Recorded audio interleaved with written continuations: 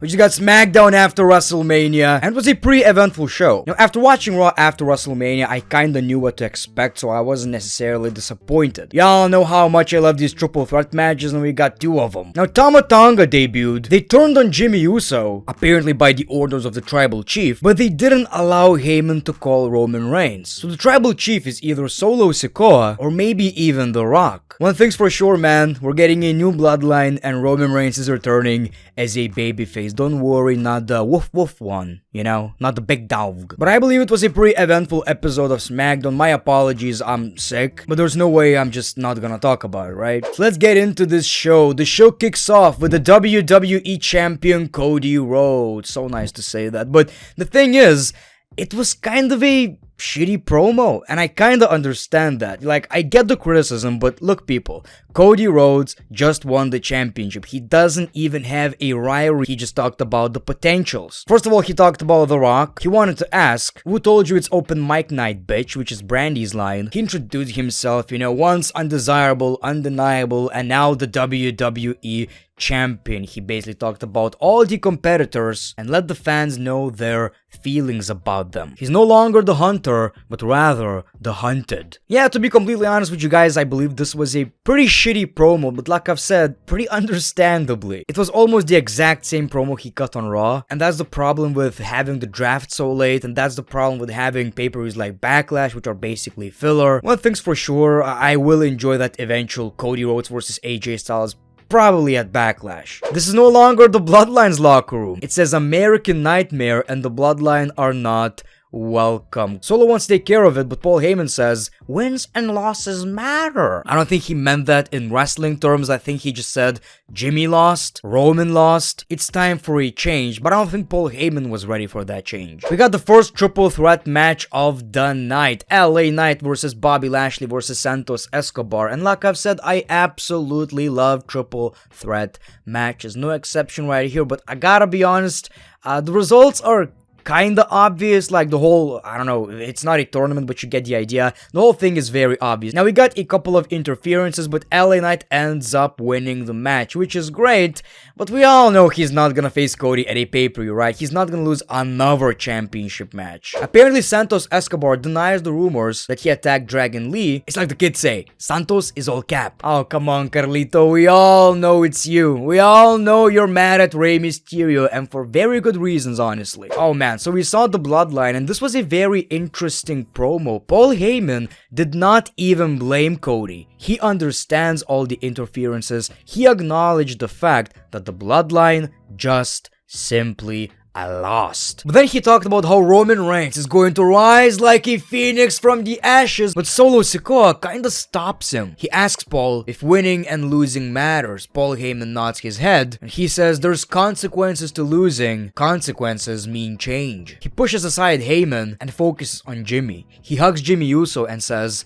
I love you. And we all knew what was about to happen. Honestly, I thought we were going to get the Samoan spike. Instead, we saw Tama Tonga, and he just beat the shit out of Jimmy Uso. Jimmy is out of the Bloodline, but it seems like Paul Heyman had no idea. It seems like Solo Sikoa is taking matters into his own hands, but again, we don't know what this is all about. Is Solo the leader? Is The Rock the leader? Which is more likely, in my opinion. Solo is the right-hand man, I believe. And like I've said, they didn't allow Paul Heyman to call Roman Reigns, so it seems like they're not working with Reigns anymore. Either Survivor Series or SummerSlam, I think, is going to be really, really interesting. It's pretty clear Roman Reigns is returning as a babyface, and we might end up getting Roman Reigns reuniting with Jimmy, Jay. But honestly though, I don't think I'm ready for the Usos reunion. Now, I'm not too familiar with Tama Tonga, honestly, but I'm ready to do my research. We saw Cameron Grimes versus Braun Breaker. Good God almighty, another terrible theme song. Come on. Def Rebel, keep creating ass, man. Come on. Pretty quick match, Braun Breaker takes the W. And we saw another match like this with Jade Cargill, and I get why they're doing it, but for me it does absolutely nothing, if I'm being honest. Just have stories. Just give us stories. We saw Bayley. She talked about winning the championship. She thanked the fans, and she's ready for a challenger. She had Naomi in mind, but we see Tiffany Stratton, and she accepts. Well, Naomi comes out, and this turned into Naomi versus Tiffany Stratton. This was actually pretty pretty good,